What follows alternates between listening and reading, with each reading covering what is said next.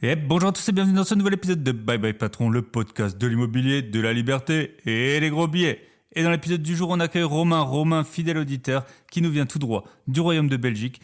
Et Romain, pourquoi est-ce que j'ai tenu à l'avoir sur le podcast? Eh bien parce qu'il est à la période charnière entre la rat race et la liberté. Il est en mesure de pouvoir quitter sa rat race. Pour l'instant, il travaille encore, mais il a pour projet de très bientôt diminuer son activité, puis enfin éventuellement voler de ses propres ailes grâce aux investissements qu'il a pu faire.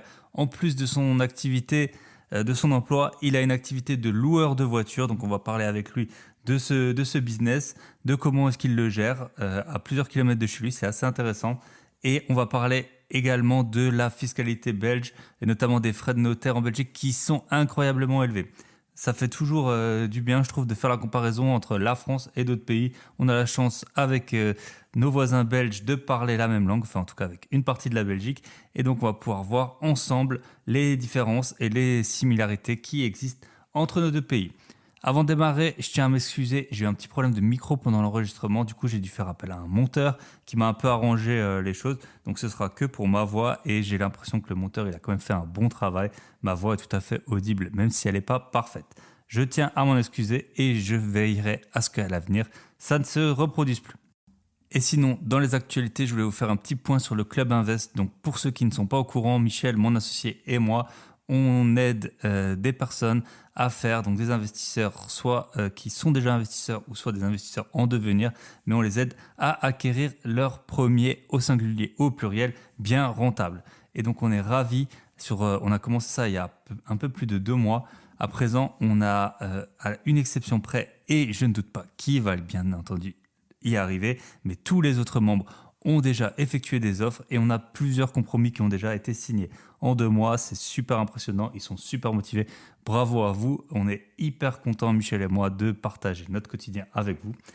Et du coup, on a décidé d'accueillir 1 ou 2 nouveaux membres dans le club. Donc, si vous n'avez pas écouté l'épisode avec Michel, le club, ça consiste en quoi? Ça consiste à ce que chaque semaine, on s'appelle, surtout au début, pour faire un point sur les zones de recherche, les types de biens, quel mode d'exploitation, sous quel régime fiscal vous allez pouvoir exploiter justement les biens.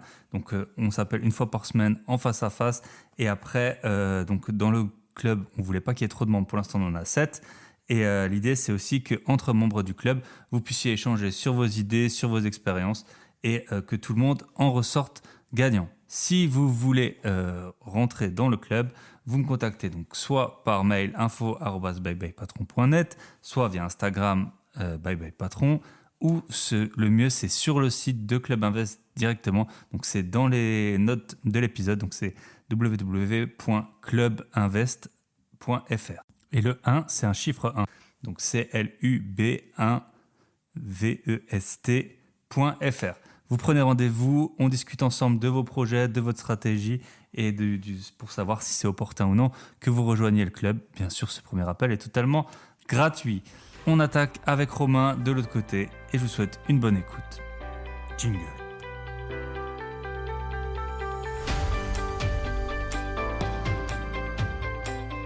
Et bonjour à tous et bienvenue dans ce nouvel épisode de Bye Bye Patron. Et aujourd'hui, j'ai la joie d'accueillir un fidèle auditeur en la personne de Romain. Romain, ça fait depuis un moment qu'il me suit sur mon podcast et très souvent il réagit. Donc, je suis ravi de l'entendre. Et Romain, il est un peu à la période charnière. C'est vrai qu'on n'a jamais eu d'invité à ce moment un peu de sa vie. Il est en train de quitter la rat race, ou en tout cas, il a la possibilité de le faire. Et donc, alors peut-être qu'on fera plusieurs épisodes, un épisode maintenant, et puis après, une fois qu'il aura franchi le pas, si ça arrive. Mais en tout cas, je suis ravi d'accueillir Romain. Salut Romain. Salut Thibaut, ben, écoute, c'est moi qui te remercie. Donc, c'est vrai, c'est mon premier podcast, donc soyez indulgent. Bah ouais. Bah c'est ça, j'essaie toujours d'avoir un peu des invités que tout le monde n'a pas entendus. Là, en plus, début d'année, c'était la grosse période pour booker mes invités. Donc, je suis toujours ravi. Bah, en plus, voilà, tu es un auditeur, donc ça fait super plaisir. Ça va un tout petit peu s'entendre. Romain, il vient de Belgique et bah, je suis ravi d'avoir un Belge. C'est le premier Belge, je pense, que j'ai sur le podcast. Donc, on va parler un peu aussi du marché belge, des spécificités qu'il y a, parce que parfois, les Français, ils ont tendance à se plaindre. Il y a des trucs qui sont mieux en Belgique et des trucs qui sont moins bien en Belgique. Et donc, on va voir ça ensemble. Du coup, Romain, si tu veux, pour te présenter, en fait, j'aime bien que les invités ils racontent leur première expérience professionnelle ou, tu vois, un peu dans le thème du Bye Bye Patron, à quel point peut-être ça a été une petite désillusion, voilà, ou alors peut-être ça s'est très bien passé. Donc, Ouais.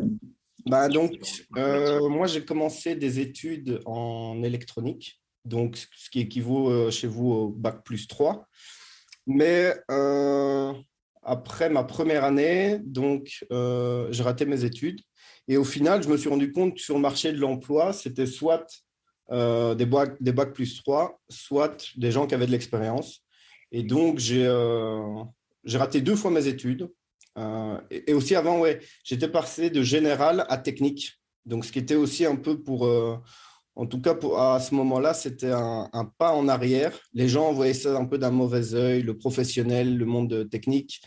Ils se disaient, bon, c'est un peu, pas les ratés, quoi, mais voilà, ceux qui n'ont pas fait droit, médecine, eh ben, ils se retrouvent là-bas.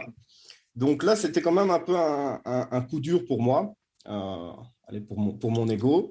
Et puis, je me suis retrouvé dans le monde technique. Au final, ça m'a plu. Et je me suis rendu compte, pour trouver du boulot, c'était facile. Et ça, je ne le regrette pas parce que je vois aussi maintenant, en retour d'expérience, que c'est beaucoup plus facile de trouver dans le monde technique que des gens qui ont fait 5 années d'études, l'université, dans des branches un peu saturées, communication ou des trucs de marketing. Et au final, voilà, ils ne s'en sortent pas mieux financièrement. Et donc, je me retrouve directement à l'usine, une usine proche de chez moi où je trouve assez rapidement. Et là, ouais, quand même, grosse désillusion, mis à part le fait de gagner ses premiers salaires, c'était intéressant, de palper de l'argent, vraiment pouvoir faire ce qu'on veut. Mais allez, premier choc, c'est vraiment les collègues. Je me rends compte qu'il y a des gens où j'ai aucun atome, que je vais avoir du mal à passer 40 ans avec des gens avec qui on n'a pas grand-chose à partager. Et donc ça, c'est ma première expérience professionnelle. ok. Et combien tu gagnais à peu près à ce moment-là? Là, c'était à mon avis 1006, 1007, mais j'avais des petits horaires, je faisais 8 heures, 15 heures, avec une pause de midi et tout, donc c'était... Ouais. Ça, c'est 1006, 1007 net après impôt. Est-ce que Ouais, vous ouais. payez les impôts à la source, hein? Ouais, c'est ça. Ouais. Ok. Donc, Ouais. 1007. Ah, c'est vrai que la branche de technicien, moi, mon associé, il est technicien. Et en fait, tu vois, il a souvent un peu des ponts d'or hein, dans ces métiers. Il n'y a pas eu beaucoup de monde. Tout le monde est allé un peu dans les métiers intellectuels, enfin, moins techniques en tout cas, et qui au final ne sont pas du tout intellectuels parce que tu remplis des checklists ou tu utilises des logiciels qui ont été préprogrammés. Et au final, il s'avère que c'est une bonne branche. Alors, peut-être que quand on a commencé à étudier, on ne le savait pas. Et moi, je m'en souviens aussi, mon premier stage, c'était dans un cabinet d'experts comptables. Mon associé de bureau, c'était un gars un peu simple. Il avait une Twingo avec les tapis tapis là, de sol, tu sais, imitation alu comme ça. Et puis, il mettait de la house à fond. Et puis, je me suis dit, oh, franchement, ça va être compliqué. Là. Donc, effectivement, c'est souvent plus même que le métier, les gens qui sont là. Et puis, il y en a, ils sont un peu usés déjà par le métier. Donc, Ouais, clairement, clairement. Et ça aussi, tu le vois, tu dis, ah merde, je vais devenir comme ça si je reste trop longtemps ici, ouais, quoi. écrit, quoi. Ouais, ok. Et du coup, tu es resté dans cette société ou tu as bougé ensuite? Donc là, je suis resté 2 ans. J'ai fait une des premières grosses erreurs, c'est acheter la voiture. C'était une BMW série 1, tu vois, pour faire le mec. Voilà, maintenant, j'ai un emploi, quoi. Je peux y Ouais, aller. voilà. Ça, c'est clairement un truc que je dirais de ne jamais faire à mes fils. J'ai 2 fils. Ça, c'est la plus grosse erreur. Et donc voilà. Puis après, j'ai changé. J'ai changé dans un boulot un peu plus loin de chez moi, toujours dans l'électronique, une société de télécommunications où il y avait un peu plus d'avantages. Là, je tournais plus à aller 1009, un peu en dessous de 2000, mais j'avais une assurance pension, j'avais des chèques repas, j'avais plein d'avantages à côté. Que tu n'avais pas à l'usine, quoi, à l'époque, quoi. C'est ça. Mais c'était toujours pareil. J'avais un bon collègue avec qui je m'entendais bien. Et puis tout le reste, c'était la prison et un peu le côté esclave, quoi, que j'ai direct ressenti assez vite. Et moi, je suis toujours quelqu'un qui aime bien rigoler. J'ai l'impression qu'on peut s'amuser tout en travaillant correctement. Et là, j'étais tout le temps bridé. ça passait pas. Je pouvais pas être moi-même Ouais. dans ces Ouais, environnements. c'est ça, c'est compliqué. Je pense que beaucoup de gens, un peu dans notre état d'esprit, c'est ça, tu vois, on fait les trucs sérieusement. Quand on achète des biens immobiliers, ben, on les regarde sérieusement, on lit les documents. Après, voilà, pendant la visite, ça sert à rien de faire quelqu'un que t'es pas, tu vois, ou prendre les gens de haut, ou voilà, vous donner de l'importance qu'on n'a pas. Il y a un moment, la vie, c'est pas toujours super sérieux, quoi. Autant s'amuser un peu. Et puis, Clairement. et c'est vrai que moi, ma notaire, l'autre fois, parce qu'on rigole trop chez la notaire, et après, quand j'ai les documents, tu sais, vraiment, je change un peu de ton, hop, je lis les trucs. Donc, l'autre fois, j'ai trouvé un problème dedans. Puis après, on rigole, et c'est vrai qu'elle me prend un peu pour un schizophrène, mais en même temps, voilà, tant qu'on fait des trucs qui sont pas super importants, et ben, on peut rigoler, et puis après, on lit ce qu'il faut. Ouais, Ok, et donc, même pour ta santé mentale, je sais plus combien de temps il faut rire par jour pour être. voilà. Moi, j'aime bien mettre des petites doses comme ça et rigoler un peu, Ah, ça me détend. c'est ça, bah, cool. Et du coup, là, t'es resté combien de temps? Quel âge t'as, en fait? On peut le dire, comme ce sera plus simple. Je compte plus mon âge. Je suis né en 87, Ok. donc je dois avoir. Tu vas avoir les 35 là. Moi, je les ai fêtés la semaine dernière. Donc voilà.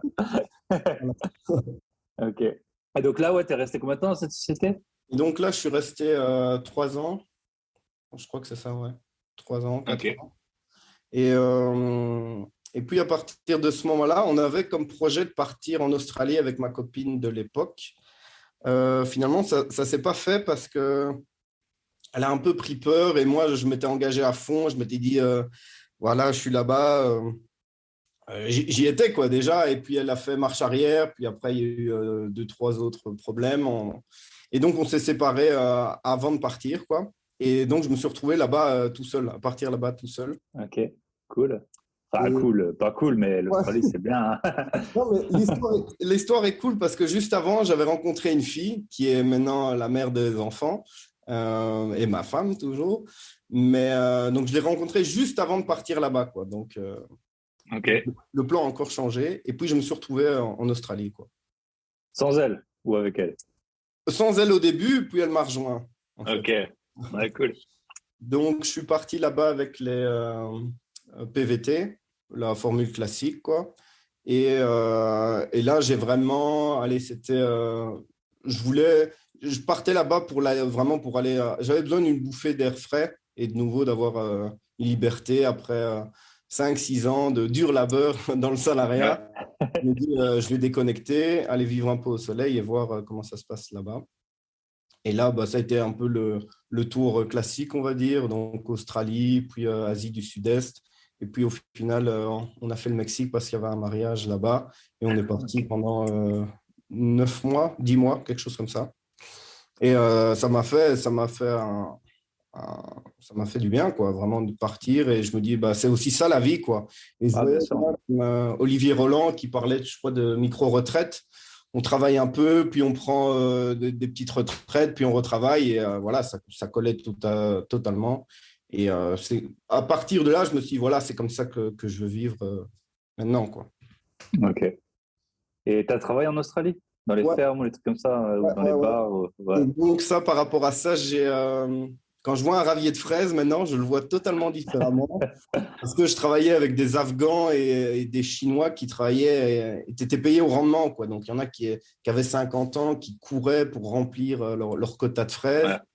Et ils étaient bien payés aussi parce qu'après, ils travaillaient 4-5 mois là, ils retournaient en Afghanistan et les autres en Chine, là, et ils vivaient quand même assez bien, quoi. Donc, Mm. donc Ouais, c'est vrai que les salaires, ils sont impressionnants en Australie. Moi, je dis ouais. souvent, mon premier boulot, j'étais auditeur financier, donc à Bac+5, des métiers où tu travailles quand même 10-12 heures par jour.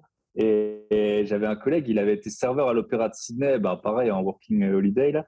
Et il gagnait 500 euros de plus quand il était serveur en Australie par mois que quand il était auditeur financier, quoi. Et il m'a dit, par contre, tu as des gars, après, bah, au final, tu es serveur, tu peux avoir un peu plus. Enfin, voilà, au moins utiliser les études dans lesquelles tu as étudié, justement. Mais c'est vrai que c'est impressionnant quand tu vas en Australie et dans tous les pays où on dépense beaucoup et on gagne beaucoup, ça te change un peu ta mentalité, tu vois. Ouais. C'est comme aux États-Unis et tout, quand tu y vas et que tu te rends compte du coût et des possibilités qu'il y a, bah, forcément, ça Et puis voilà, tu as des gens qui travaillent dans des fermes qui gagnent de l'argent, quoi. Alors, c'est pas, je suis sûr que les Australiens gagnent sûrement beaucoup plus, mais au moins, tu te dis, bah, il y a moyen d'en gagner en faisant un truc, pas forcément un boulot dans un bureau ou que sais-je. Ok, cool. Après la notion de l'argent, il y avait le gars, le contremaître un peu là du champ. Et il avait une notion de l'argent totalement folle parce qu'on était au milieu là, de l'Australie, au milieu de nulle part. Et le gars pouvait prendre un billet d'avion pour aller boire un verre avec ses potes à 300 km, tu vois, et dépenser 400-700 $ en une soirée. Quoi. Lui, il trouvait ça normal quoi, parce qu'il en gagnait 7-8 000. Quoi, tu vois, donc, Ouais, ouais, c'est incroyable. Ouais, puis après, c'est ça, il y a un moment quand tu as du mal évidemment, à faire la distinction aussi, quoi. Quand les gens, quand tu payes tous les mois, que ton budget il est super serré et tout, là, tu fais très attention. Quand tu es là au milieu de nulle part, tu gagnes de l'argent, tu sais même pas comment le dépenser. Et ouais, je pense que l'Australie, c'est vraiment intéressant comme pays. Et du coup, là, tu as commencé à investir en rentrant. Comment ça s'est passé les premiers investissements? Donc, ouais, en fait, moi, comment j'ai commencé, en fait, c'est que mes parents, ils ont toujours fait un budget. Ça m'a toujours marqué. Il y avait, tu sais, les petites colonnes, la nourriture, tout ça. Et ça, je crois que c'est un des trucs qui m'a le plus marqué et qui m'a été le plus utile. Donc, c'est aussi un truc que j'aimerais bien instaurer avec mes enfants. C'est de suivre un budget simplement pour savoir qu'est-ce qui rentre, dans quoi tu dépenses. Et donc, moi, j'avais toujours fait ça, quoi, mais sans vraiment avoir une projection ou un but, une finalité. Je faisais mon budget, puis au final, j'économisais, mais j'allais parfois rechercher de l'argent sur mon compte épargne, quoi. Donc, j'étais un bon épargnant, mais j'investissais rien du tout, quoi. Et en revenant de là, ben, après, j'ai regardé pas mal de chaînes YouTube, tu vois, développement personnel, puis je m'intéressais un peu à ça, comment gagner un peu plus d'argent pour la liberté, en fait, tu vois, ça a été toujours mon obsession, c'était quelque chose qui a grandi en moi de plus en plus, et je me dis, bon, ben, comment je peux faire? Et donc, j'ai accéléré dans le budget et dans les montants que j'épargnais là-bas, tout en vivant de manière assez... je ne veux pas dire frugale parce que j'étais pas non plus, c'était pas excessif, mais voilà, je vivais en dessous. Modeste, quoi. Ouais, ouais. Voilà. Ouais. Ok. Et tu as fait tes premiers investissements à ce moment-là? Donc, tu avais quoi, 28 ans, à peu près? Ouais, c'est ça, hein. Ouais, un truc comme ça. Ouais, c'était il y a 5 ans, donc ouais, même 28 30 ans. ans. Et Ok. donc, c'est vraiment à partir de ce moment-là que j'ai commencé à accélérer, quoi. En revenant en Belgique, ben, j'avais mis un peu d'argent de côté. Je m'étais dit que j'allais acheter ma résidence principale. Et voilà comment ça a débuté. Après, c'était un peu, j'ai acheté du neuf, donc le truc aussi à pas faire. J'avais payé la TVA et tout ça. Mais au moins, j'avais mis le pied à l'étrier et ça n'a pas été un si mauvais investissement que ça parce que tu n'as pas de souci. Le bien, il est beau, propre. Là, il est loué. Tu vois, tout le monde est content avec ça. Tu as habité un peu dedans, après tu as loué, c'est ça? Ouais, c'est ça. C'est ça. C'est combien la TVA? Parce que en France, c'est taux réduit. J'avoue que je ne suis pas très bon en investissement neuf parce qu'en France, souvent, en tout cas dans les zones où j'investis, ça ne vaut pas trop le coup. Je connais un peu d'autres pays où là, je sais tu payes de la TVA, c'est 3%, après il y a des abattements et tout ça.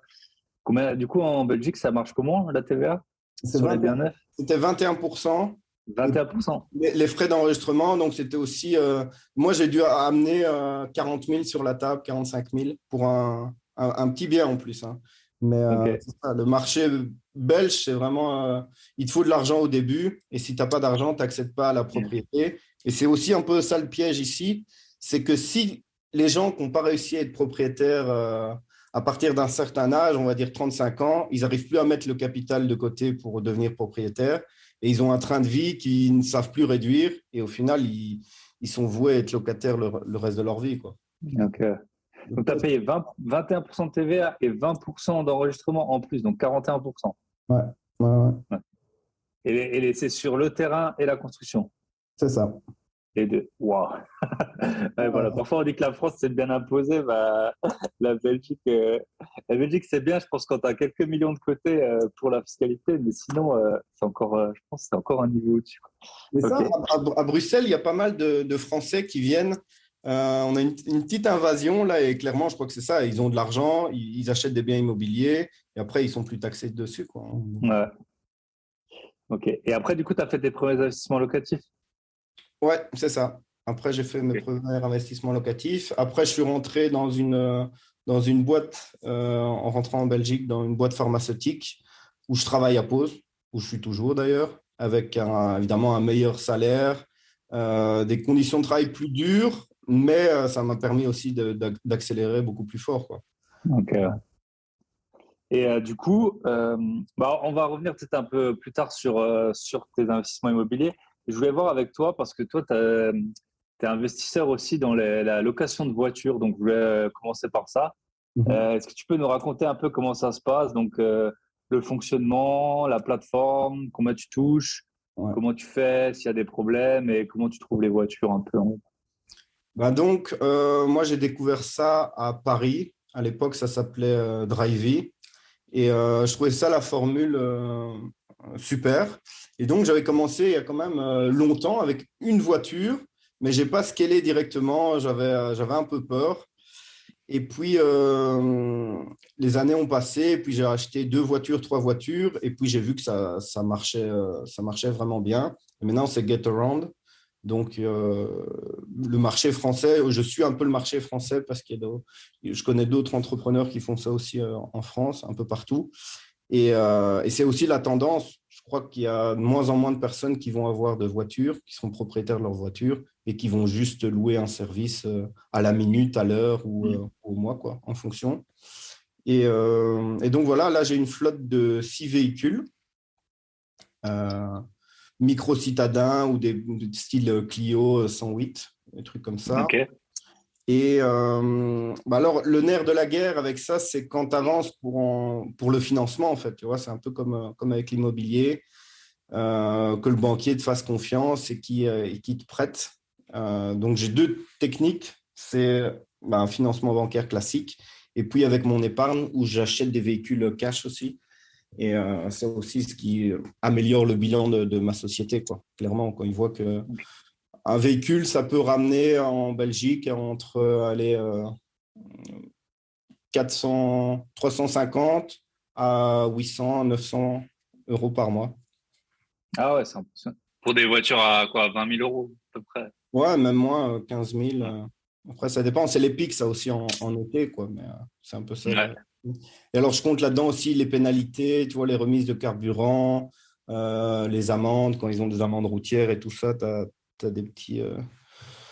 Toi, tu t'en occupes, mais tu leur refactures un fee, quoi, ou quelque chose. Voilà, c'est ça. Ok. C'est ça, c'est ça. Et, euh, et du coup, tu fais c'est automatisé ou tu fais une remise des clés et tout de la voiture? Ouais. Alors ça aussi, le truc, c'est pour ça au début, je ne l'avais pas fait parce qu'il n'y avait pas le boîtier Connect, comme ils appellent, donc où tout se fait sur l'application smartphone. C'est le locataire qui fait tout, qui prend les photos, permis, tout ça. Moi, je n'ai pas besoin d'être là et les clés sont dans le véhicule. Et au début, il n'y avait pas ça, donc c'était vraiment chronophage. Parfois, tu avais des locations, tu sais, pendant la journée à midi ou 10 heures. Donc, c'était compliqué. Moi, je travaillais, donc pas évident. Et dès qu'il y a eu le boîtier, ben voilà, je pouvais avoir. Là, on sait avoir quand même beaucoup plus de véhicules. Et tu fais juste une ronde une fois par. Allez, pas à chaque fin de location, mais une fois par semaine pour voir s'il n'y a pas de gros pépins sur tes véhicules. Ok. Et du coup, ils sont près de chez toi, je suppose, ces véhicules. Donc, il y en a quelques-uns près de chez moi, mais vu que j'habite une région où il y a une université qui est pas très loin, mais c'est Bruxelles, quoi. La capitale, c'est là où ça marche le mieux, c'est là où il y a le plus de demandes. Donc, c'est à 30 km de chez moi, une petite demi-heure, j'y suis. Et c'est là où sont la plupart de mes véhicules. Ok. Donc, tu vas avec ta voiture, tu fais le tour, tu vas les voir, C'est ça. ouais. Tu les nettoies parfois? Tu Ouais, les ouais, ouais. aspires? Ben, ça, j'essaie aussi de déléguer parce que l'air de rien, ça prend pas mal de Ah temps, quoi, bah tu ouais. vois. Et au final, si je passe mon temps à nettoyer les voitures, non. Ouais, c'est ça. Ok. Bah, du coup, ouais, t'en as quoi? T'en as 5. Donc, ça Ouais, commence à faire quand même des sous, quoi. ouais, Vite ouais, 2000 euros, quoi, hein. Donc, je pense, ou un truc comme ça. ouais, Et ça, c'est. 2000, 3000, après, ça dépend. Et c'est pas stable, tu vois, donc ça dépend Ouais, d'un ça dépend mois. de la période, je pense. Ouais, ouais. Et, euh, et donc, tu as une société. as créé une société qui s'occupe de ça, de l'exploitation des voitures, etc. Ouais. Ok. Et, euh, et si, je suppose que s'il y a des pépins sur la voiture, tu es assuré, je suppose? Ouais, donc il y a une assurance qui couvre quand même assez bien. En fait, le problème, c'est la perte de temps. Et par exemple, il y a eu un sinistre total avec un véhicule. Et là, il ne te rapporte rien pendant 2 mois, 2 mois et demi. Donc, tu n'as pas de rentrée. Puis, tu dois te déplacer, tu dois appeler les assurances et tout ça. Donc, c'est de nouveau une perte de temps et d'énergie. Mais bon, voilà, ça en vaut la chandelle. Sinon, j'arrêterais. Si Mais... tu le feras pas. Ouais. Ok, là, cool. Et du coup, tu as une assurance en plus sur les voitures, toi, à ton nom, En fait, moi, au nom de la société? c'est une full omnium, donc je paye par an et je récupère en fait à chaque fois, les locataires ils payent une partie de l'assurance et moi je récupère une partie à chaque fois dans le prix de location. Eux ils le voient pas, mais moi je peux récupérer ça. Ok. Après, je crois qu'eux ils font une analyse sur toute la flotte aussi et ils corrigent en fait le montant. Par exemple, s'ils ont eu trop d'accidents l'année passée, ben voilà, ils augmentent de quelques pourcents sur les prix totaux Ok. l'assurance, quoi. Et c'est une assurance spécifique, tu leur dis ce que tu fais, je suppose, à l'assureur avec la voiture, quoi. Ouais, parce que Tu leur ça dis aussi, c'était le problème au début, c'est Gatorand qui a trouvé ça. C'est que très peu d'assurances voulaient nous couvrir quand on leur explique un peu le principe que la voiture est en autopartage et tout ça. Non. Ouais, bah, forcément, ça doit augmenter le taux de Si. problème et d'accident, quoi. Ouais, de sinistre, voilà. Ok. Ouais, bah cool, bah bon business. Et puis, c'est un business, c'est vrai que tu peux le commencer avec pas beaucoup de moyens, quoi. Si tu n'as pas moyen d'emprunter ou si tu as. Ouais, enfin, c'est vraiment intéressant. Et surtout quand tu peux scaler. Et là, tu t'arrêtes à 5-6, tu te dis que c'est assez ou tu aimerais. Non, j'aimerais bien en avoir 10. Je crois que c'est Ok. un bon équilibre. Et puis moi, ça me permet aussi, tu vois, d'utiliser les véhicules un peu quand Quand je on a veux. besoin, quoi. Voilà, c'est ça. Et au final, j'ai plus de véhicules personnels, quoi. J'ai juste ça et un scooter pour aller au travail. Et voilà. Ah ouais. Ouais, bah cool. Ouais, c'est un bon. Ouais, ça, tu peux partir en vacances avec la voiture. Après, tu la mets tout de suite sur le site. Ouais, Et parce que puis, c'est partout en Europe aussi. Donc après, pour attaquer le marché européen, je ne me vois pas me déplacer partout en Europe, mais en soi, je pourrais très bien avoir une voiture en France, une autre voiture en Espagne, par exemple. Il y a ah, la Norvège qui a ouvert aussi ses portes. Donc, ouais, je pourrais avoir des ah voitures ouais, partout en Europe. ah bah cool. Ouais, bah c'est un bon investissement. Enfin, je suppose. En tout cas, bah cool. Et du coup, avant d'attaquer les mots, toi, tu as pas mal d'investissements financiers aussi. Je voulais voir avec toi, quelle était ta stratégie par rapport à ça.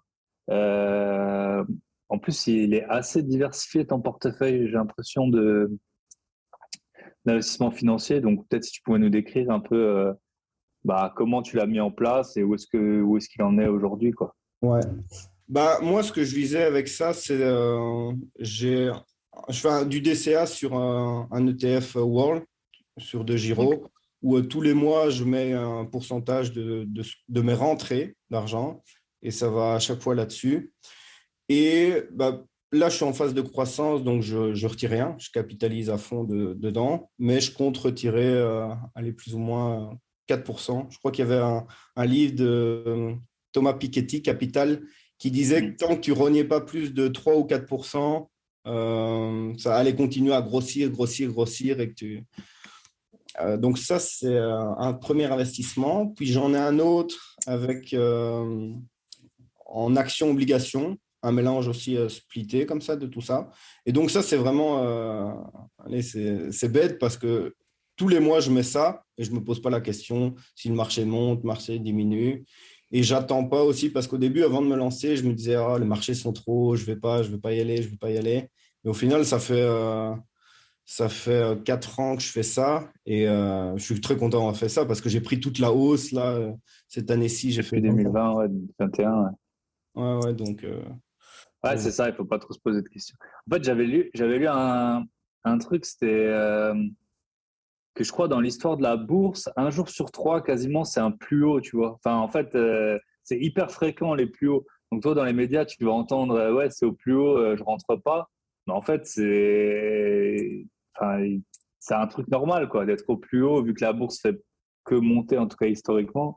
Et ben, si tu attends que ça rebaisse, puis même après, quand ça baisse, tu vas faire quoi? Moi, enfin, toi et moi, on était investisseurs en mars 2020. Moi, je fais du DCA aussi. Mais quand tu es le 1er avril ou le. Enfin, moi, c'est vers le 20 du mois que je rentre.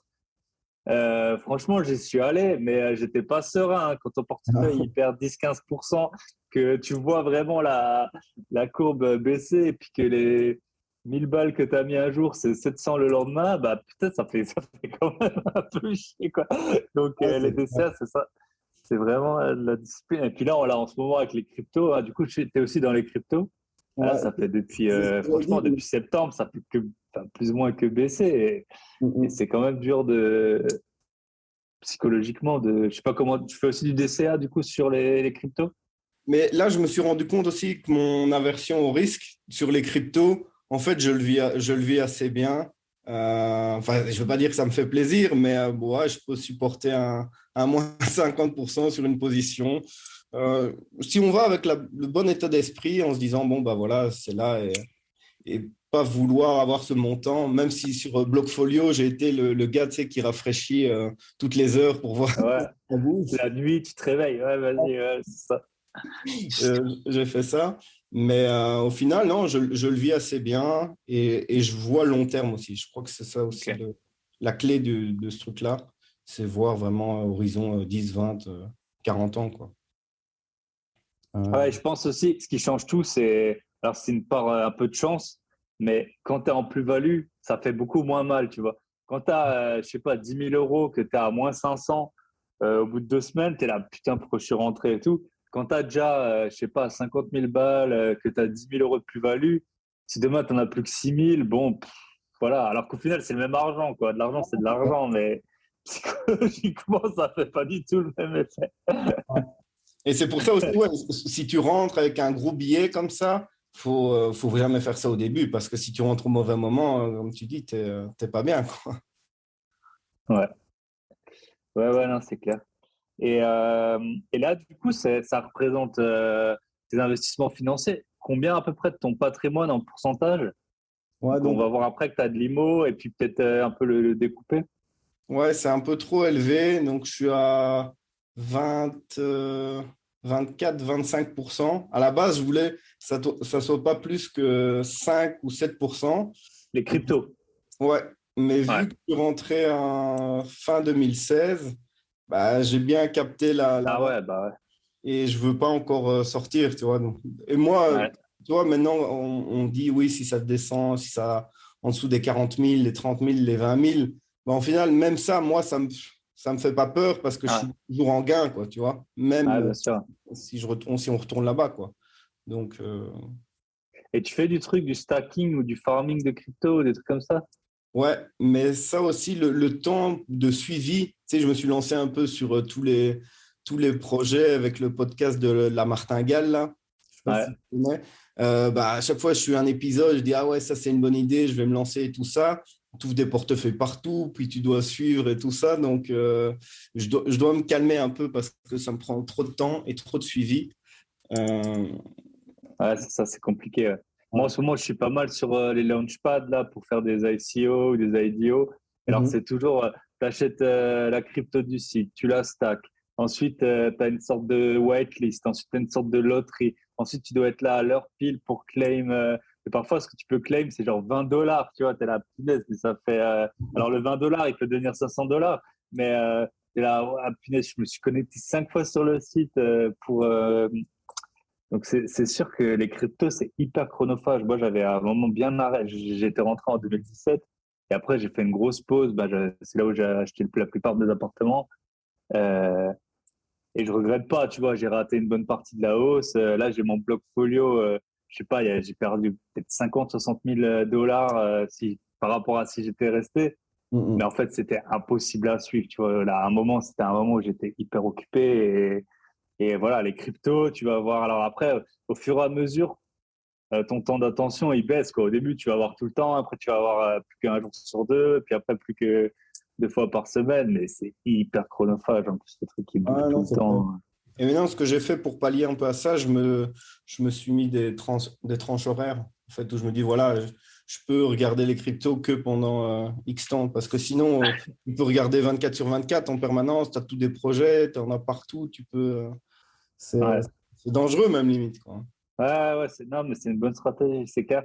Toi, après, ça dépend des métiers, mais si tu as un métier devant un ordinateur avec accès à Internet, mais tu peux te faire virer hein, à cause des cryptos. À force de regarder, tu peux ne plus jamais bosser. Hein. Tu regardes un truc, puis un autre, puis tu as un mec qui va dire ouais, moi j'ai fait x30 sur cette crypto, tu essaies de t'y intéresser.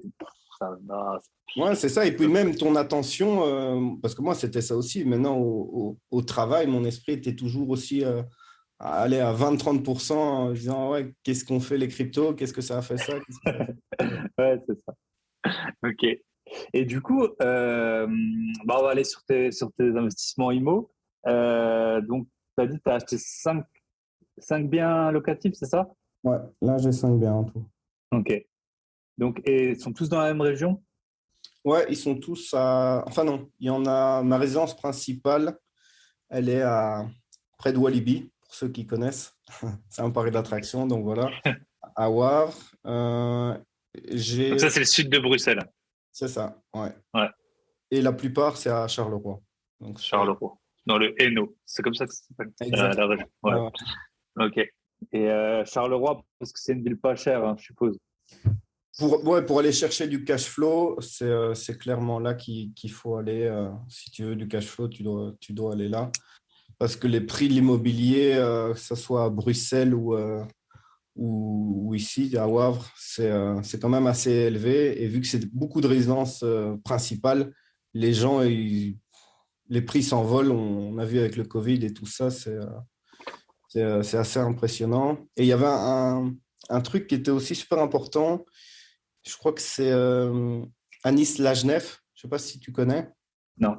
Ah bah, tu dois le suivre, c'est pas mal. C'est un trader et voilà. Et il disait que ce qui est intéressant aussi de calculer, c'est avant, dans le temps, il y avait par exemple des taux d'intérêt qui étaient plus élevés. Mais au final, si tu travaillais 7 ans de salaire, tu pouvais acheter ta résidence principale, quoi. Corréler Ouais. ça, le temps de travail. Et maintenant, Ouais. on se rend compte qu'il y a des prix pour des maisons que même en 30 ans, 40 ans de ton salaire, tu ne la payes pas, quoi. Tu n'arrives pas à le payer, ouais, c'est sûr. Ouais. Comme à Paris Bah, aussi, c'est complètement décorrélé ouais, de… bah, ouais. Bah, c'est ça, si tu regardes dans des villes, en France, dans des villes chères, tu vite à plus que 5 000 à 6 000 € le mètre carré. Je sais pas si décemment, tu veux pour une personne 60 mètres carrés, ça fait 300 000 euros. Et puis le salaire moyen dans ces villes, il doit être autour de 30 000 € net. Donc ça fait déjà 10 ans de salaire. Donc, Ouais, puis ouais, tu as 60 mètres carrés. Hein, c'est pas… Et je t'en parle pas dans les villes à Londres, à New York ou à Hong Kong. Hein. ouais. Et, euh, et c'est quoi à peu près les prix au mètre carré? Tu peux à Charleroi, vers là où tu habites, qu'on ait un peu une idée à Après, Bruxelles? il y a des biens quand même allez, vraiment sinistrés où tu peux avoir des trucs à 700 € le mètre carré. Mais bon, c'est vraiment des trucs, Faut faut tout faire. refaire, quoi. Ouais, ouais, ouais. Et après, ça peut augmenter allez, des maisons, on va dire, de 170 mètres carrés. Tu vois, c'est un peu ça. C'est 400 000, 450 000, là où Ouais, j'habite. donc ouais, c'est quand même vite, ouais, largement plus de 2 000 € le mètre carré. Ok. Et, euh, et du coup, bah, si tu peux nous présenter un tout petit peu le système belge. Donc, on a vu qu'il y avait 21% non, 21, c'est la TVA, Ouais. 20% de droits d'enregistrement. Et après, la banque, comment elle te finance? Souvent, elle demande de l'apport, hein, je pense. Ouais, De ce c'est que ça. je Donc, sais. en fait, la différence entre la France et la Belgique, et que moi j'entendais dans tous les youtubeurs un peu qui disaient qu'on pouvait emprunter sans argent et tout ça, bah ici, c'est pas vraiment vrai, quoi, parce que pour accéder, il faut que tu aies 20% du prix d'achat, mis à part Donc, ta résidence principale, quoi. Dès que tu veux te mettre à investir, il te faut du cash. Sinon, après, tu as des montages financiers avec du bullet où tu vois, tu peux regrouper et faire des hypothèques. bullet, c'est in fine, ouais. En gros, Ouais, c'est ça. ouais, tu payes plus tard. Ouais. Ouais. Mais si tu veux enchaîner, il te faut de l'argent parce que la taxation ici en Belgique, elle se fait au début, quoi. L'État fait ça au Ouais. début et les loyers ne sont pas taxés. Donc ça, c'est quand même un avantage et une belle sécurité. C'est facile, tu sais que si tu as un logement ici qu'il est payé, pour le moment, ils ne font pas de taxation. Parce qu'ils en parlent beaucoup ici aussi en Belgique de vouloir taxer les loyers. Mais au final, s'ils taxent à l'entrée les droits d'enregistrement et en sortie les loyers, c'est pas possible, quoi. Ouais. Et la banque, elle peut te prêter tout le reste. Admettons que tu achètes un bien à 100 000, tu as 20 000 d'enregistrement, elle te prête les 100 000, la banque, si tu as mis les 20 000. Ouais, après, ça dépend les banques, hein, et c'est toujours aussi du relationnel, tu vois. Il y a quand même il n'y a pas une loi absolue, fait si, mais Ouais, bien sûr. la règle, ouais, c'est ça. C'est ça. Ok. Et du coup, tu n'as pas l'intérêt à investir en société, tout est à ton nom. Mais si j'y pense à investir en société, parce qu'après, si tu enchaînes trop en personne physique aussi, il peut te requalifier. Tu vois, si tu Ah, je sais pas c'est quoi les montants, mais je pense que si tu te mets à avoir plus de, je sais pas moi, 3 000 ou 4 000 euros de revenus locatifs, tu vois, ils vont plus se que dire, ton salaire, par exemple, quoi. voilà, Enfin, c'est ça. Et que tu fais plus que ça, en fait, aussi. C'est ça. ouais, Si tu as toujours un boulot, bah, tu peux dire, bah non, écoutez, moi, je travaille à temps plein, vous ne pouvez pas me qualifier en professionnel, quoi. ouais. Mais, c'est aussi, ça, c'est le surréalisme à la belge, tu vois, on fait, c'est un peu, il y a pas de loi, c'est tu dois gérer ça en bon père de famille. Voilà ce qui est Ok, écrit. Donc, c'est ben un peu voilà. quoi. Toi, tu as des enfants, une femme, ben voilà, tu as Ouais, un bon père des père de investissements. famille. T'es un bon père. Et les biens que tu achètes, tu fais des travaux dedans? Ou tu essaies d'acheter des biens avec peu de travaux? Non, toujours avec des travaux, quoi. J'essaie de Ok. toujours avoir des travaux. Et tu les fais faire ou tu les fais toi-même? Non, je l'ai fait faire aussi. À la base, je voulais les faire moi-même, mais quand je vois aussi dans mon entourage tous ceux qu'on fait ça, ils ont perdu du temps, en fait. Ouais, c'est ça. Même ils travaillent dans le métier, mais au final, même en 3 4 ans, leur maison, elle est pas totalement terminée, quoi. Donc, Ouais. Ouais, puis après, tu as toujours la. Bah, j'avais interviewé là, David, le plaquiste, là, qu'on embrasse, bien sûr. Et lui, c'était un peu le dilemme qu'il avait. Soit il avait des chantiers, on va dire, à marge, soit il avait sa maison à terminer sans marge, en gros, quoi. Et ouais. donc, en fait, bah, tu te poses toujours la question, bah, vas-y, je vais prendre ce chantier, le gars, il me paye bien, et puis en fait, tu n'arrives pas à avancer sur tes chantiers. Et puis après, ton énergie, elle n'est pas infinie non plus. Tu vas dire, je fais ça le week-end, mais tu peux pas faire ça pendant 2 ans. Non, c'est clair. Et à l'usure, ben voilà, ça te fatigue. Et, si tu veux enchaîner, ouais, c'est pas, je crois que Ouais, c'est pas le temps de le faire soi-même, quoi. ouais, c'est ça. Rien que refaire une pièce quand tu vois le temps que ça te prend, tu vois. Ouais, même pas, Euh... hein. ouais, même peindre, c'est ça. Donc, ouais, ok. Ben... Et donc, les biens que tu as achetés, c'était à peu près dans les 1 000 € le mètre carré à Charleroi? Ouais, un petit peu moins, un petit peu moins. Il y avait Ok. pas Et mal c'est de... quoi comme type d'appart? C'est des appartements? Bah, non, c'est des maisons unifamiliales. Les Ouais. appartements, le premier bien que j'ai acheté, c'était dans une copro. Et ça, c'est quand même avec les charges et tout ça. J'ai pas trop kiffé. En plus, Et c'est voilà, que avec des vieux, donc ils veulent à chaque fois refaire tous des trucs inutiles. Un exemple, ils veulent changer le parlophone. Parce qu'il y avait trop de boutons, c'est trop tactile, quoi. Donc, ils sortaient pas. ouais, ouais, Donc, c'est ça. Ben, moi, ça m'est arrivé en fait. J'avais acheté, bah, au final, à un moment, j'avais acheté un appartement neuf, mais voilà, parce que ça valait le coup. J'avais une bonne opportunité où j'ai habité dedans. Et en fait, les prix, ils ont fait que monter. Donc, toi, à la limite, tu es content pour ton appartement. Mais ce qui s'est passé, c'est que tous les nouveaux propriétaires qui sont arrivés, bah, ils étaient plus riches que nous, tu vois. Parce qu'en fait, bah, voilà, forcément, ils ont payé 20, 30, 40% de plus que toi pour le même appartement que toi. Et du coup, ils étaient hyper exigeants, tu vois. Par exemple, nous, on sortait les poubelles nous-mêmes. Et c'était la fin du monde, tu vois. Alors, ça a été tout de suite, il a fallu faire venir une société pour sortir les poubelles. Après, c'était, ouais, il y a une petite odeur d'humidité au -2 dans la buanderie. On va faire de l'aération et tout. C'était tout de suite des. Puis toi, c'est là où tu habites, tu n'as pas envie de t'embrouiller avec tout le monde non plus, tu vois. C'était une petite copro, mais et du coup, c'était tout de suite des 3, 4, 5 000 balles divisées en 10, tu vois. On était 10 dans la copro. Tu te dis, punaise, bah, ils n'auraient pas pu. Enfin, si on avait eu les anciens propriétaires, ça n'aurait pas arrivé, quoi. ah ouais, non, c'est clair. Et puis, Ouais. ouais, t'es pas maître de Des ton bien. dépenses, quoi. Et Ouais. c'est dans les deux sens. Moi, j'ai un bien, tu vois, dans un petit immeuble comme ça, il n'y a pas d'ascenseur, il n'y a quasiment pas de charge, mais il y a un des propriétaires, il n'a pas un rond. Et du coup, par exemple, il faudrait changer la porte d'entrée. Ça fait 3 ans qu'on est en pourparlers pour cette porte d'entrée. Ça va coûter, je sais pas, 4 000 €. Et lui, il n'a pas un rond, tu vois. Et moi et d'autres copropriétaires, ben, on va pas avancer les fonds. En plus, il fait tout le temps, tu vois, il nous embête tout le temps.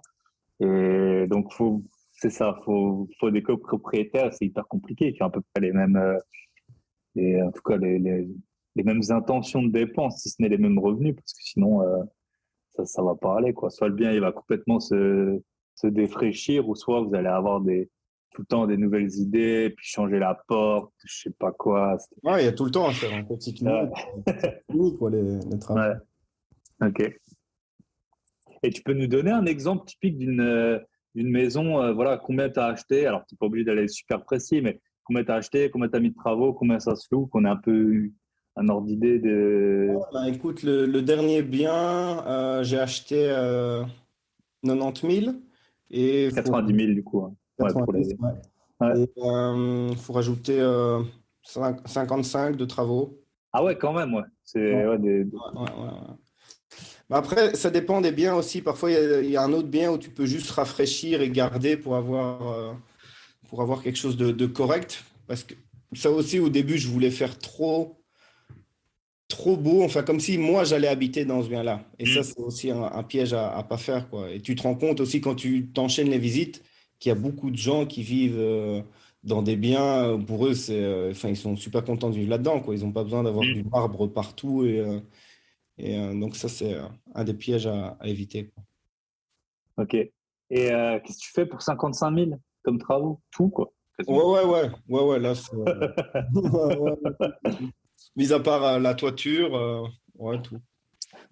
Et comment tu suis le chantier? Tu y vas souvent? Tu as un genre de maître d'œuvre ou quelque chose? Ouais, l'entrepreneur, après, il travaille beaucoup via WhatsApp. Donc ça, c'est aussi génial. Moi, je suis content de travailler avec lui parce qu'il répond. C'est un jeune, donc il est connecté, on va dire. Et il Mm. m'envoie plein de trucs en vidéo. Je peux l'appeler.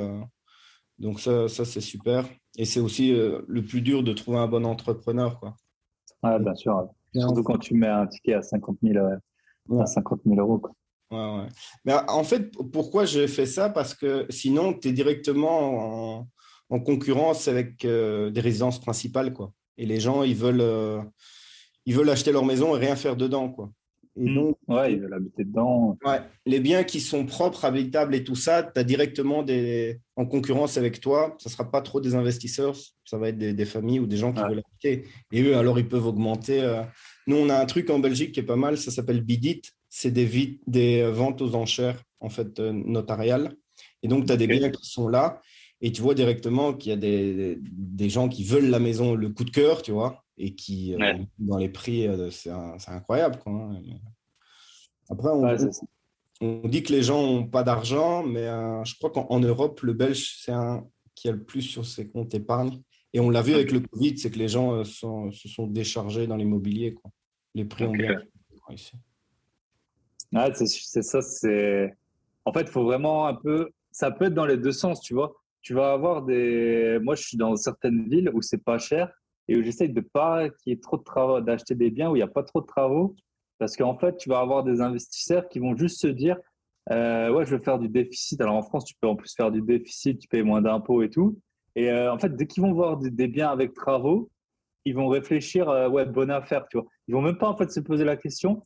Et alors c'est pas tout le temps, mais tu peux avoir ça comme problème. Et après, dans l'autre sens, c'est pareil. Tu peux avoir des biens dans certains marchés où tu as des gens, ben, ils veulent absolument un bien et ils vont le payer n'importe quel prix, quoi. Ils vont aller à la banque, elle va leur dire, vous pouvez emprunter 400 000. Ils vont dire, je vais habiter dans cette rue, je Ouais. vais avoir 3 chambres.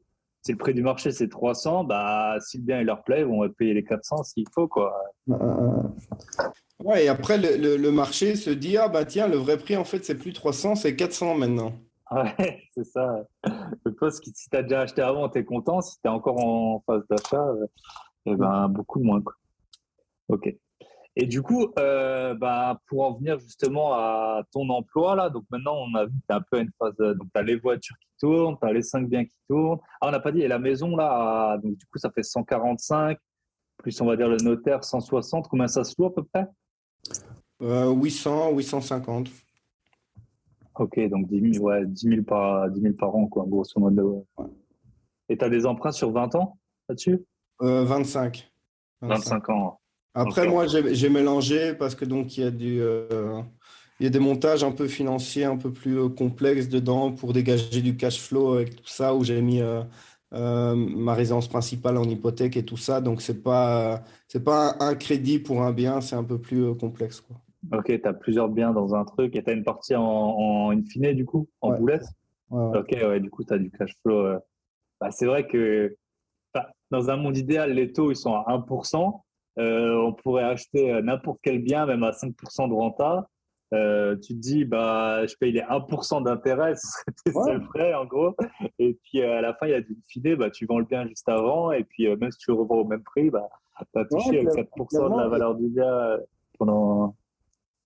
Et tu as pendant raison tout le de le temps. souligner parce qu'en fait, parfois, avec cette formule-là, tu dis, bah, en fait, tout est rentable, quoi. Du coup. Ouais, ouais, c'est ça. Non, non, mais c'est vrai, ça peut augmenter aussi Ouais. les prix, quoi. Tu dis, bon, bah, tant pis, ça va augmenter et on verra bien plus tard, quoi. Ouais, bien sûr. Ouais, c'est ça, tu as des marchés où pour que les gens ils puissent investir, on leur met 25% en boulette.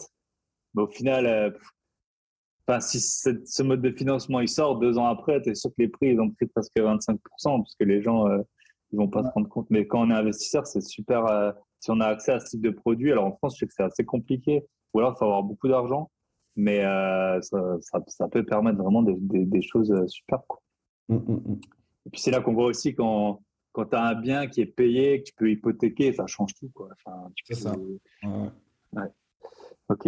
Et du coup, bah là, pour ouais, donc par rapport à ton emploi, là, tu es en phase de transition. Ouais. Euh, donc, qu'est-ce que tu avais comme objectif? Je sais pas si tu es en revenu, en patrimoine, est-ce que tu l'as atteint et maintenant, quels sont les plans, quoi? Ouais, ben, en fait, l'objectif, c'était 1 200 euros. Après, je m'étais dit, ouais, une fois que j'ai atteint ça, c'est bon, j'ai réussi ma vie, entre guillemets. Ok.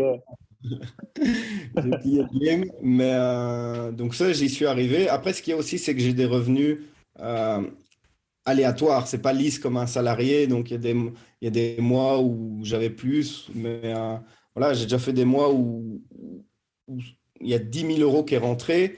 Et là, je me suis dit quand même, et j'épargnais plus de 60 80%. Donc là, je me posais la question si j'étais pas un peu taré aussi, tu vois. Ouais. Mais donc ouais, après j'ai atteint l'objectif, mais je me dis, c'est un peu trop tôt. Et le fait de quitter son emploi, je crois que c'est Tony qui en parlait aussi dans son podcast là, qui disait que quand tu es habitué aussi à avoir un salaire, quitter, ça c'est quand même allez, c'est un grand pas quoi, vers l'inconnu, tu Ouais. vois. Et donc, moi je me suis dit, dans un an, je crois que je vais quand même prendre une année sabbatique ou une année congé sans solde pour tenter l'aventure, quoi. Mais voilà, c'est un peu le plan. Ok. Donc, j'ai déjà atteint l'objectif, mais j'ai pas encore quitté mon emploi, quoi.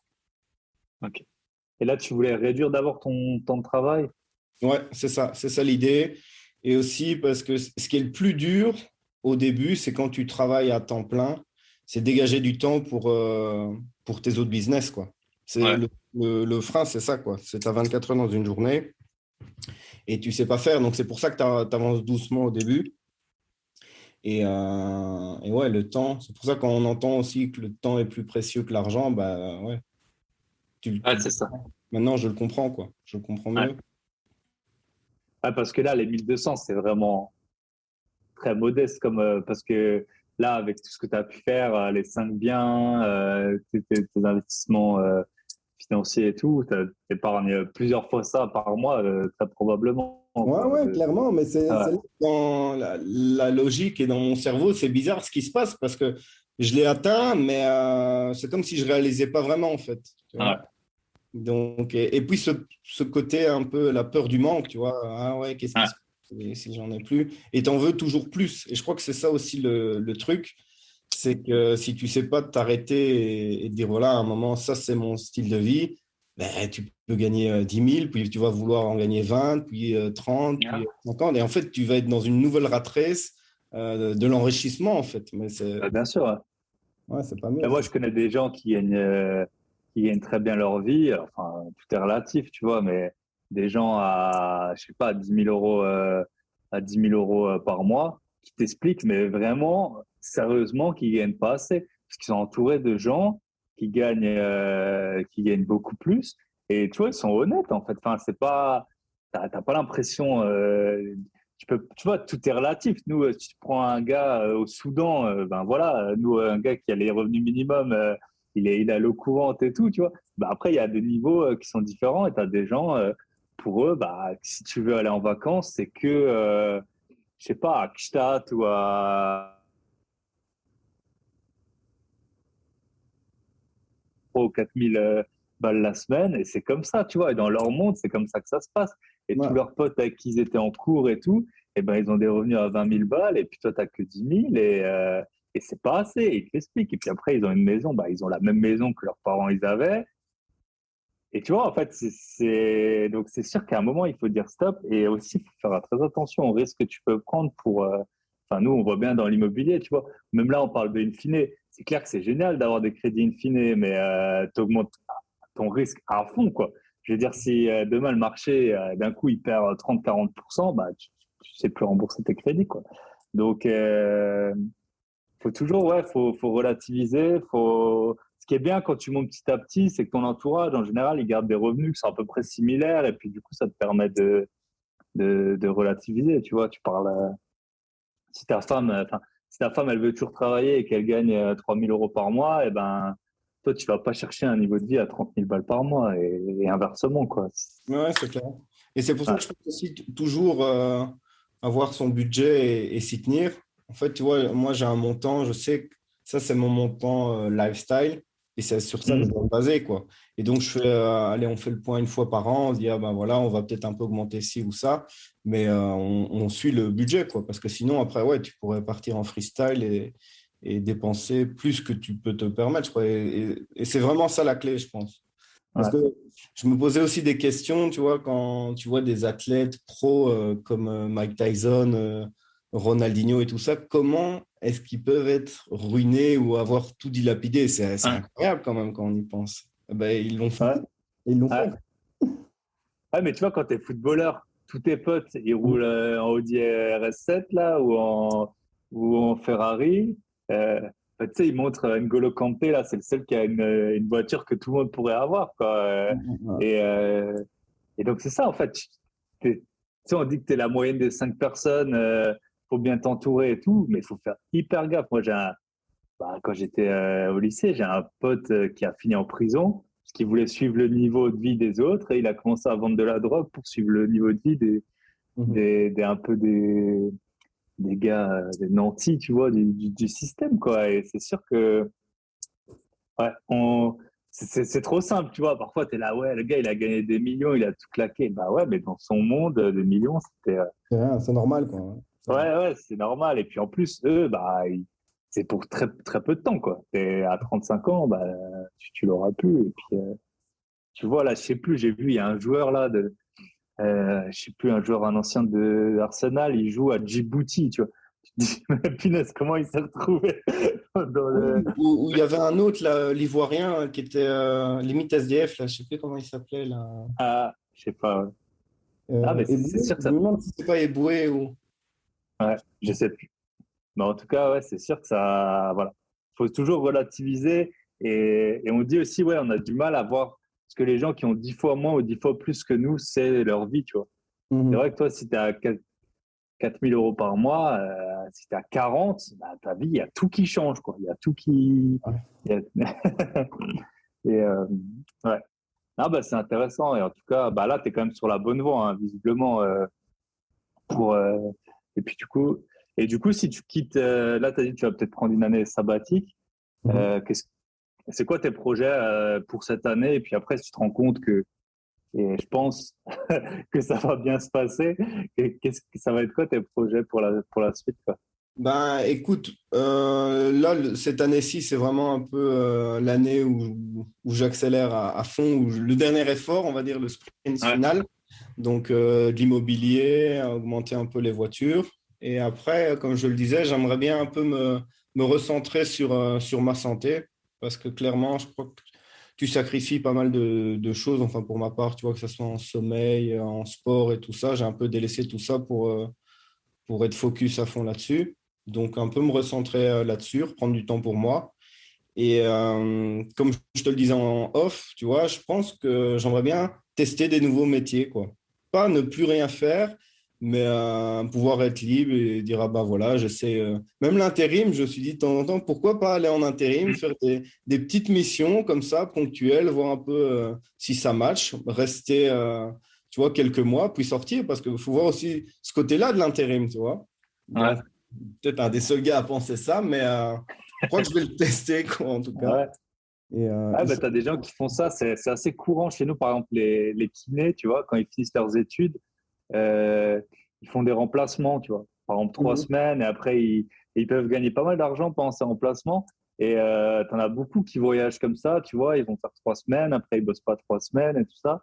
ouais. Et puis après, c'est comme on le disait, en fait, ton niveau de vie, il te rattrape. Tu te dis, il pourrait faire ça tout le temps, tu vois. Ça, je pense qu'en faisant ça, tu peux gagner très facilement 2 000 à 3 000 euros par mois.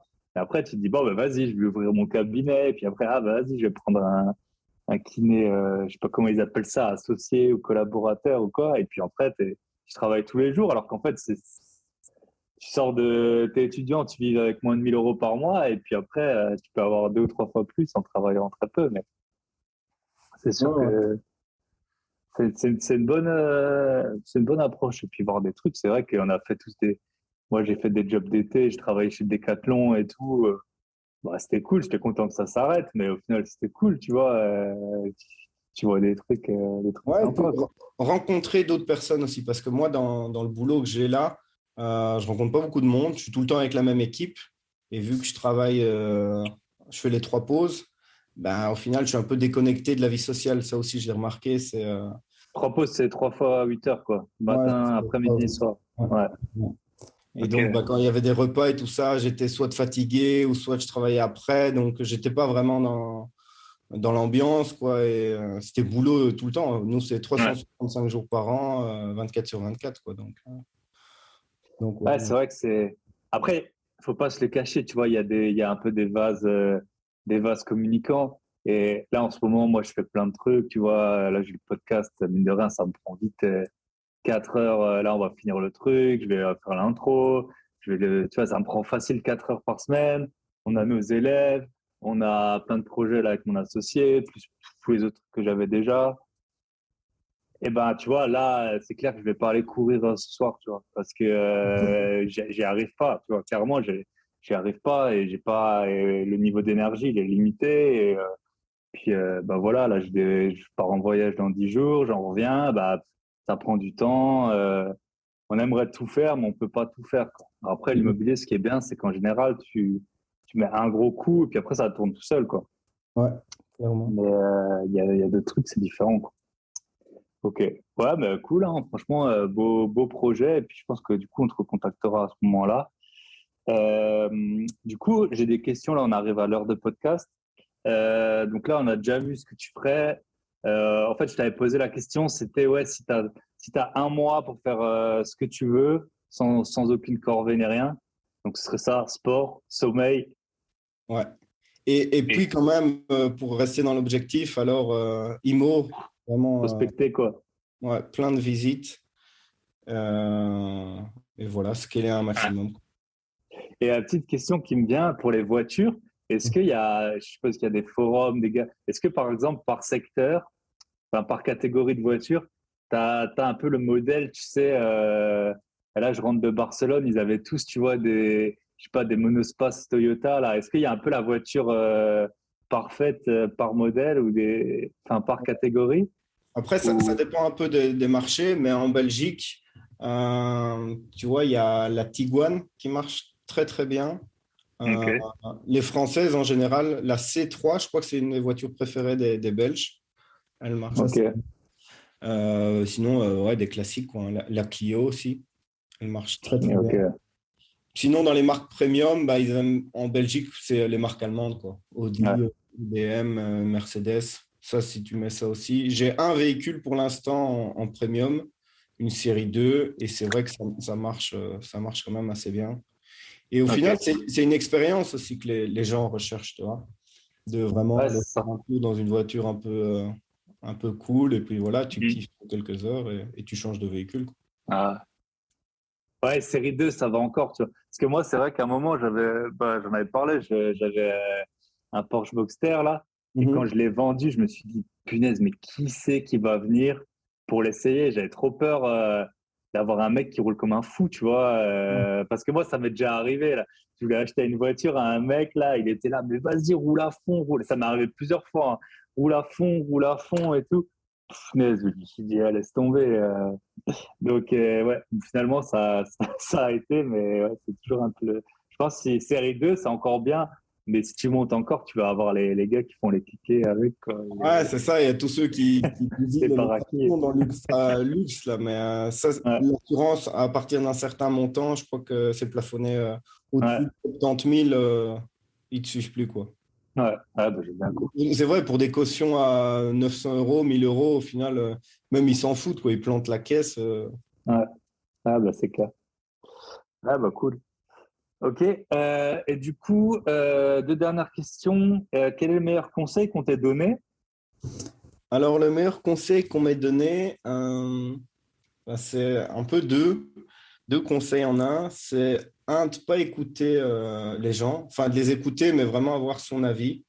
Et je crois qu'il y a plein de trucs aussi. Un conseil que je donnerais à mes enfants, ça je l'ai remarqué, c'est que tu leur dis de ne pas faire un truc, par exemple, mais ils doivent vivre l'expérience pour vraiment l'assimiler, quoi.